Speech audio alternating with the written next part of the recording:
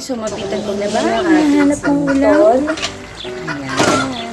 Please like, share, and do not forget to subscribe to our channel. And do not forget. Like, share, and subscribe. Thank you for watching. Okay, so do not forget to push our notification bell down below to get more updates. Bye!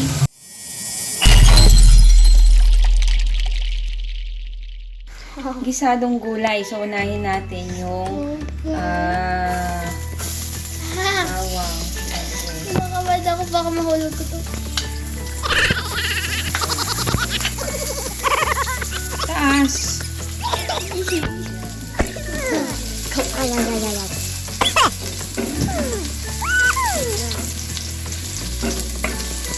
And then, di namin natin kailangan pagtagalan, lagay na natin ang ating Sibuyas. sibuyas.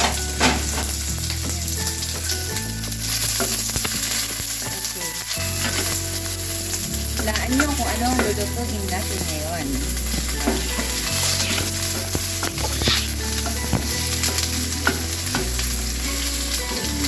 O, anong gulay?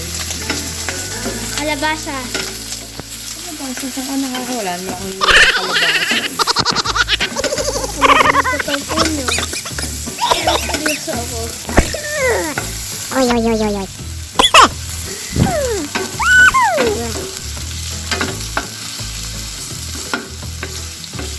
Okay, nakapagpalambot na tayo ng meat. So, ang gagawin na lang natin, in-slice ko lang yung liempo na pinakuluan ko ng konti. Sa konting salt and pepper with garlic. Ilalagay na natin siya.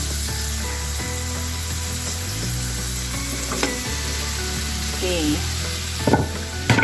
Ito na yung ating karne. Ang gagawin natin dyan, bahagya muna nating tatakpan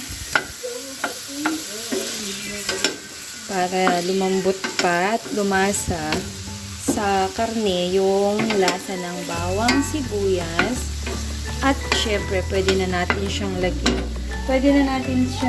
lagyan ng pamintang durog. So,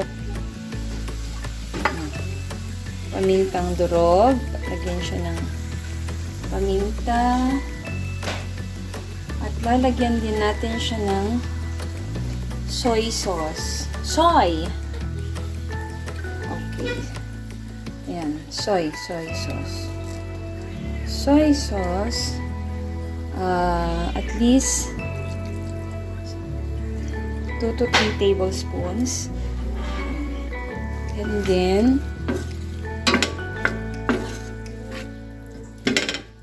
okay yan. Hayaan muna nating maprito ng konti pa yung ating meat. Okay, so ngayon, let's check. Ayan, ito na yung ating meat.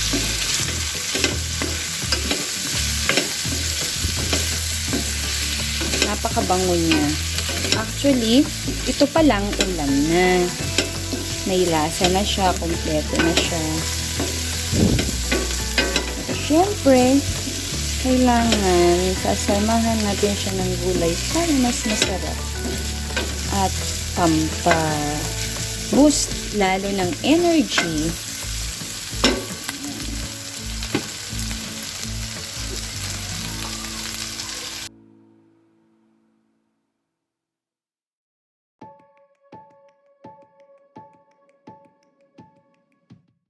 So, after that, maganda na yung kulay ng pork natin. Maganda na yung kinakalabasan ng luto niya. Pwede na natin ilagay yung ating repolyo, pechay bagyo, at yung ating bok choy. Okay, so eto, sabay-sabay kong hinugasan yung ating gulay. But then, unahin muna natin ilagay yung ating repolyo. Lipin natin na hirap magluto pag isang kamay lang. Ang repolyo, pechay bagyo, together with the bok choy, ay ano sila, kung saan Hindi mo na kailangang mag-add ng water. Kasi may lalabas na lasa. Tubig.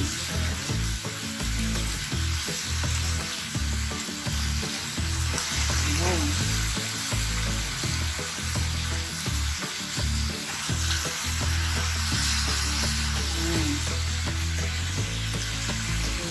So, nilagay na natin ang lahat ng ating pechay at repolyo. And then, on top of this one, dahil sabay-sabay lang mga pagluluto yan. Ganyan. Tapos, ibabaw na natin ito.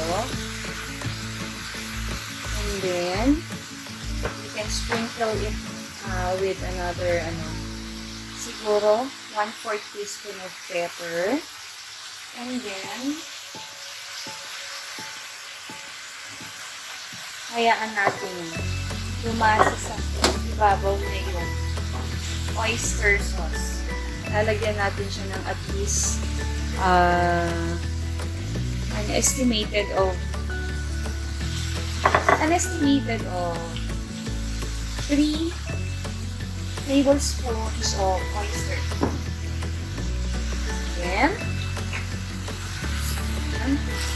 hayaan natin na i-absorb niya pababa yung nilagay nating oyster sauce.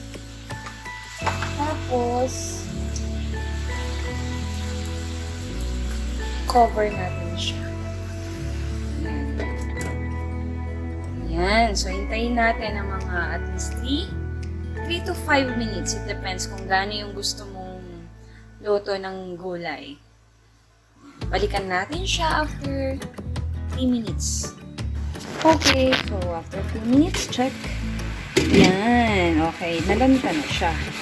So, dahil lanta na siya, isa-switch off lang natin yung ating, yan.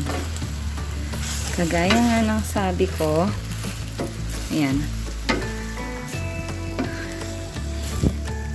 Hindi na natin siya kailangang lagyan ng, yan. Dahil hinayaan ko lang na mahulog o kumulay sa kanya yung inilagay nating soy sauce and what do you call this? Soy sauce and oyster sauce. Yan. Ayan yung kanyang natural na kalalabasan.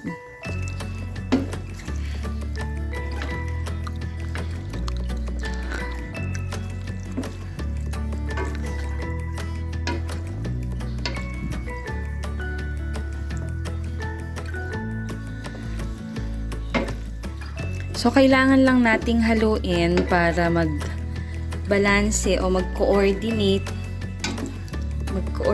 ng pare-pareho yung natitira na sarsa sa base, yung napunta sa ilalim. Yan. At para na rin, yan, yung humalo na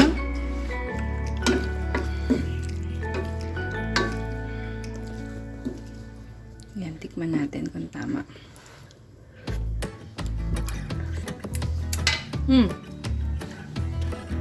Okay. So, sino magsasabi na minsan sa isang simpleng repolyo o niyan, pechay lang, magkakaroon ka ng ulam na napakasarap. Using only toyo and oyster sauce and paminta. Ayan. So, maliliit lang kasi itong Chinese Bok Choy na nabili natin. Pero ang masarap kasi dyan, lalo na kung steamed lang, yan. Medyo nasobrahan lang ako sa halo. But then, aayusin na lang yan through plating.